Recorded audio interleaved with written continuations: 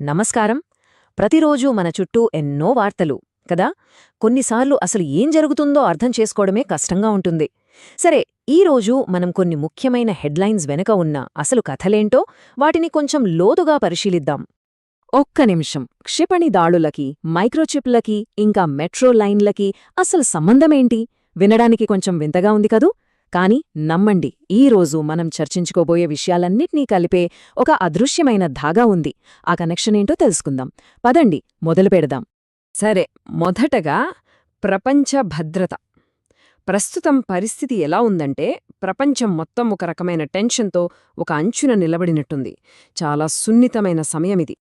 ఓహ్, చూస్తుండగానే ప్రపంచంలో ఏం జరుగుతుందో చూడండి. ఒక పక్క పాకిస్తాన్ ఆఫ్ఘనిస్తాన్లోకి చొచ్చుకెళ్లి దాడులు చేస్తోంది. ఇంకోవైపు ఉక్రెయిన్ రష్యా క్షిపణి స్థావరంపై దాడి చేసింది. సరిగ్గా అదే సమయంలో మన దేశంలో ఆపరేషన్ త్రైషీ ఐలో మన సైన్యం ఒక టెర్రరిస్ట్ను మట్టుబెట్టింది. ఇక సముద్రం వైపు చూస్తే విశాఖపట్నం దగ్గర నావికా విన్యాసాలు మొదలయ్యాయి. అంటే ప్రపంచం ఎంత వేగంగా, ఎంత ఉద్రిక్తంగా మారిపోతోందో కదా.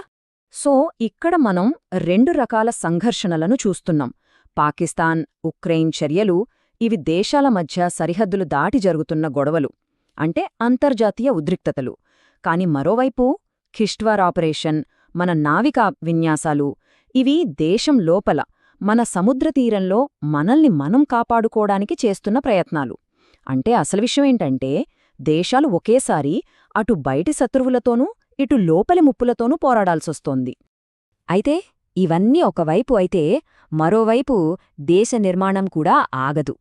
ఈ సంఘర్షణల మధ్యలోనే అభివృద్ధి కథ కూడా సమాంతరంగా నడుస్తూనే ఉంటుంది. ఈ నెంబర్ చూడండి, 43,000 కోట్లు. అక్షరాలా 43,000 కోట్ల రూపాయలు. ఇదేంటంటే గౌతమ్ అదానీ తూర్పు భారతదేశంలో పవర్ ప్రాజెక్టుల కోసం పెట్టాలనుకుంటున్న పెట్టుబడి. ఊహించండి, ఇది కేవలం డబ్బు కాదు, మన దేశ ఇంధన భవిష్యత్తును పూర్తిగా మార్చేయగల ఒక భారీ ముందడుగు. ఆధునికీకరణ అంటే ఇదే. ఒకదానితో ఒకటి ఎలా ముడిపడి ఉందో చూడండి. ఒకవైపు దేశానికి కరెంటివ్వడానికి ఇలాంటి భారీ పెట్టుబడులు, మరోవైపు మీరట్ మెట్రో, నమో భారత్ కారిడార్ లాంటి ప్రాజెక్టులతో ప్రజలను దగ్గర చేస్తున్నారు. ఇంకోవైపు ఆర్బీఐ మన డబ్బునే మార్చేస్తోంది, డిజిటల్ రూపాయిని తీసుకొస్తోంది. అంటే మన లావాదేవీలన్నీ ఫాస్ట్ ఇంకా సేఫ్ అవ్వబోతున్నాయి.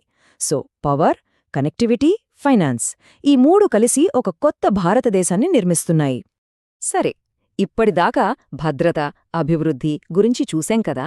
ఇప్పుడు అస్సలైన గేమ్ చేంజర్ గురించి మాట్లాడుకుందాం, టెక్నాలజీ. ఎందుకంటే భవిష్యత్తును శాసించబోయేది ఇదే, ఆర్థికంగా, రాజకీయంగా కూడా. ప్యాక్స్ సిలికా, ఈ పేరు గుర్తుపెట్టుకోండి.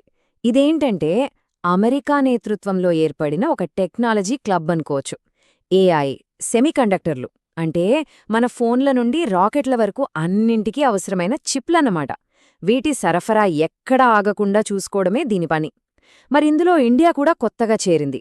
దీనివల్ల ఏమవుతుందంటే, మనమిక టెక్నాలజీని వాడటం మాత్రమే కాదు, దాన్ని ఎలా వాడాలో చెప్పే స్థాయికి వెళ్తున్నాం. అంటే చైనా లాంటి దేశాలపై ఆధారపడకుండా మన సొంత కాళ్లపై మనం నిలబడతాం. ఈ విషయం ఎంత ముఖ్యమో చెప్పడానికి ఐఎంఎఫ్ రీసెంట్ రిపోర్ట్ ఒక మంచి ఉదాహరణ.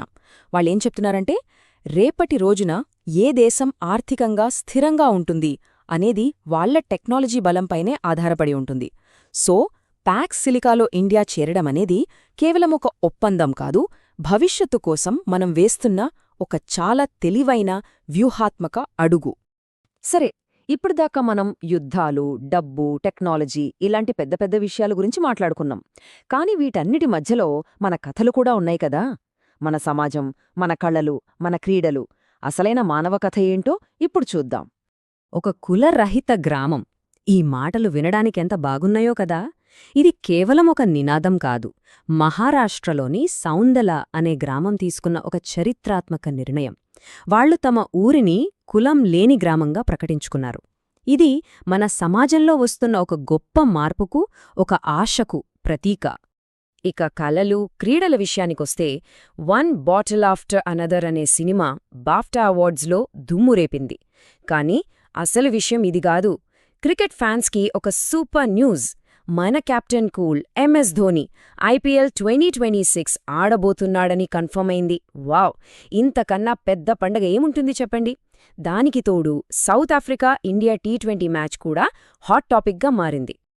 అయితే ఈరోజు మనం చూసిన ఈ వార్తలన్నిటినీ కలిపి చూస్తే మనకొక పెద్ద చిత్రం కనిపిస్తోంది.